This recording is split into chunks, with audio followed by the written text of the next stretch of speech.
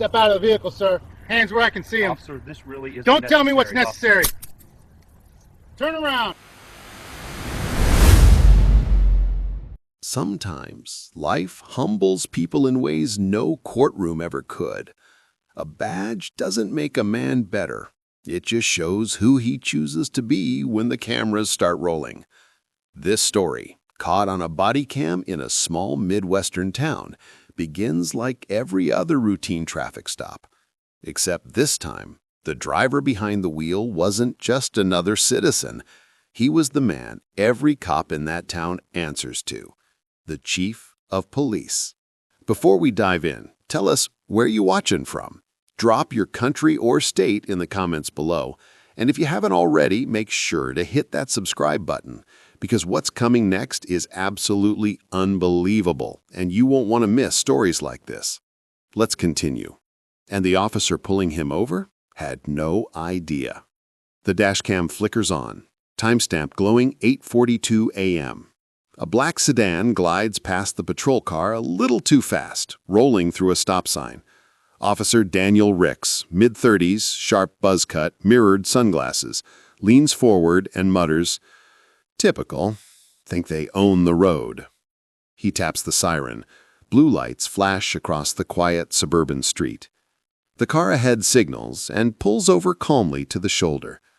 "Dispatch, this is Unit 43, conducting a traffic stop, possible failure to stop, East Maple and 3rd. He waits for the radio click, then grabs his hat, straightens his belt, and steps out. Body cam catches the morning light, the faint hiss of radio chatter. His boots crunch on gravel. He approaches the driver's side, one hand near his holster, out of habit, or maybe out of bias. The window rolls down. Inside sits a tall, black man in his 50s, calm eyes, neatly pressed suit. A subtle lapel pin, gold with the town's insignia, gleams on his jacket. "Morning, officer," the man says, his tone polite, steady. No fear, no irritation, just respect. But Daniel's voice shifts, curt. "License and registration." The man nods slowly, reaching for his wallet. "Of course. May I ask what this is about?" "You rolled through a stop sign back there. You in a hurry?" He chuckles softly. "Actually, I was on my way to work." "And what kind of work's got you too busy to follow the law?" There's a small silence. A truck passes by, tires hissing on wet pavement. He looks up, eyes calm, unreadable. "I work in law enforcement," he says simply. Daniel raises an eyebrow. "Oh yeah? What, security guard? Correctional officer?" He smiles faintly. "Something like that." He hands over his license and registration. Daniel takes it, glances down, and freezes. Name, Samuel T. Morgan. Occupation, Chief of Police. His lips part slightly. The badge photo stares back, same face, same calm eyes. He blinks, then looks back at the driver. You... Daniel clears his throat.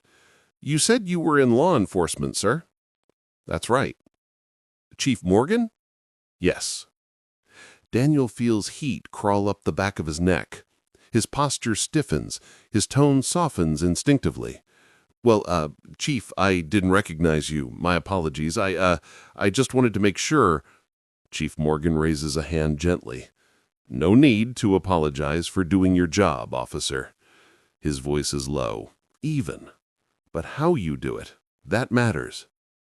The words land heavier than they should. Body cam captures Daniel's shifting stance, the way his eyes dart away. He knows what the camera sees. He knows the tone he used moments ago. "Of course, Chief, you're absolutely right. I didn't mean any—" "Intentions don't erase impressions," Morgan says quietly.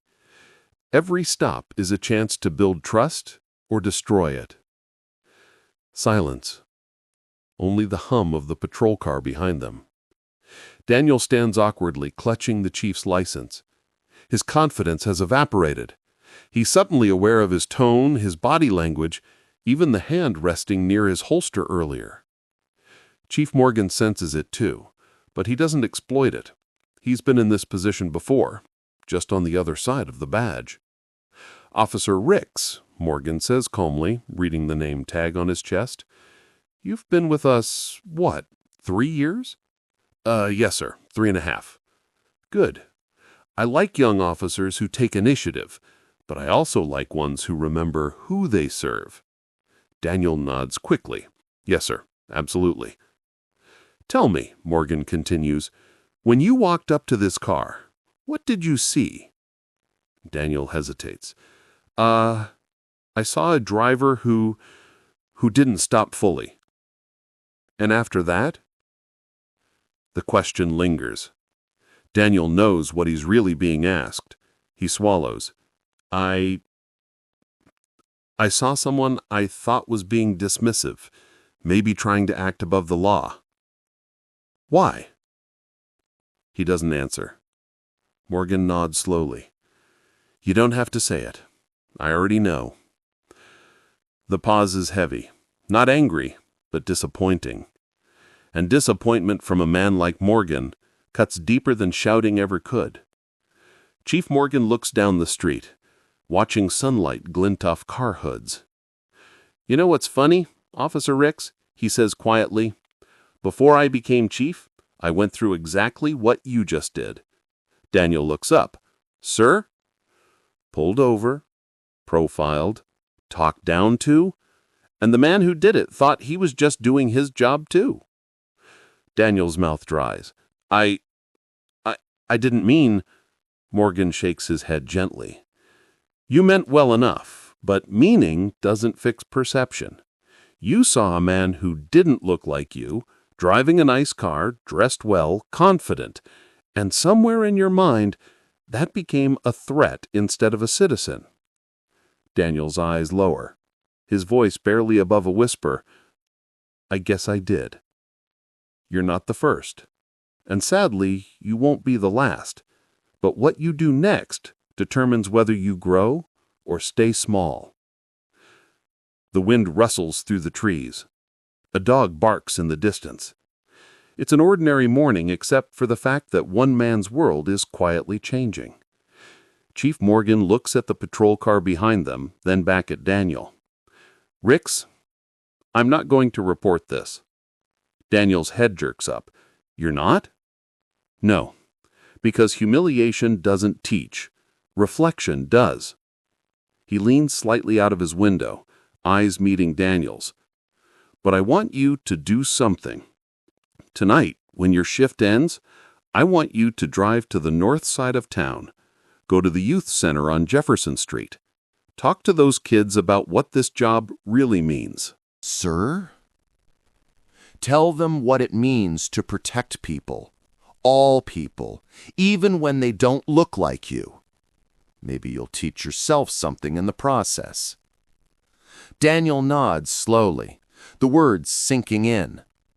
Yes, Chief, I will. Morgan studies him for a long moment, then reaches for his license. Now, about that stop sign, he says with a small grin. I'll let it slide this time, but don't let me catch you rolling through one either. Daniel blinks, surprised, then manages a nervous laugh. Yes, sir. Morgan smiles faintly. Good. Drive safe, officer. He starts the engine, signaling before pulling away. Precise, careful, deliberate. The patrol car stays still, body cam still rolling. And for once, Officer Daniel Ricks doesn't rush to turn it off. He just stands there, watching the chief's car disappear down the road, replaying every second in his head.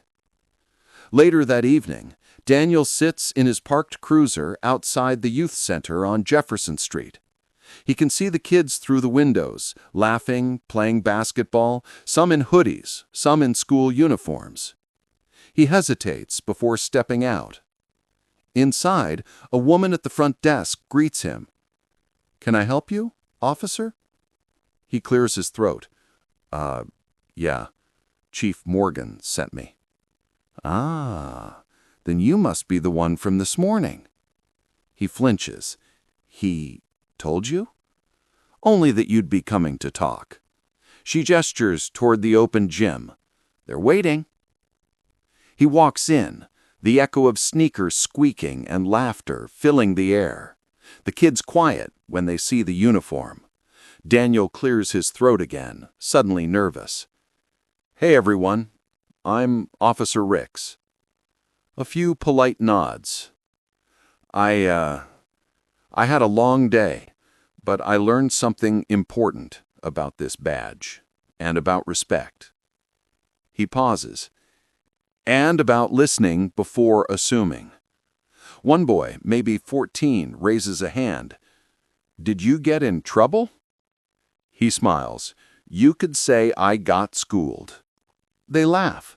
The tension softens. And for the first time that day, Daniel doesn't feel defensive. He feels human. The next morning, Daniel walks into the precinct. Chief Morgan is by the coffee machine, reading the morning report. Morning, sir. Morning, Ricks. How is Jefferson Street? I nod. Eye-opening. Morgan smiles faintly. Good. That's the kind of education you don't get from academy textbooks. There's a pause. Chief, Daniel says quietly, thank you for not embarrassing me. Morgan looks at him evenly. I didn't protect you from embarrassment, Ricks. I protected you from becoming the kind of cop I swore I'd never promote. Daniel nods slowly. Understood. Morgan extends a hand. Good. Now go make me proud. Daniel shakes it, firm, respectful, grateful. A few months pass. Ricks has changed, calmer, more patient, deliberate. His record clean, his attitude transformed. One afternoon, he's driving through the same neighborhood where it all began. He spots a young black man pulled over by another officer, hands shaking slightly as he talks. Ricks pulls over, steps out, and approaches. Hey, everything all right here? The other officer explains it's a broken tail light. The young man looks nervous. Ricks crouches beside the window. Hey, take a breath. You're not in trouble. Just a light issue. Easy fix. The man nods slowly, relaxing a bit. Good, Ricks says with a smile. Stay safe out here. The patrol car pulls away. Ricks glances up at the rearview mirror and sees his reflection. Not the officer who judged, but the one who learned. Some lessons come with lectures. Others come with moments that strip away your pride and force you to see yourself clearly. For Officer Daniel Ricks, that traffic stop wasn't about a traffic stop. It was about a mirror that showed him what kind of man he could become if he let bias go unchecked.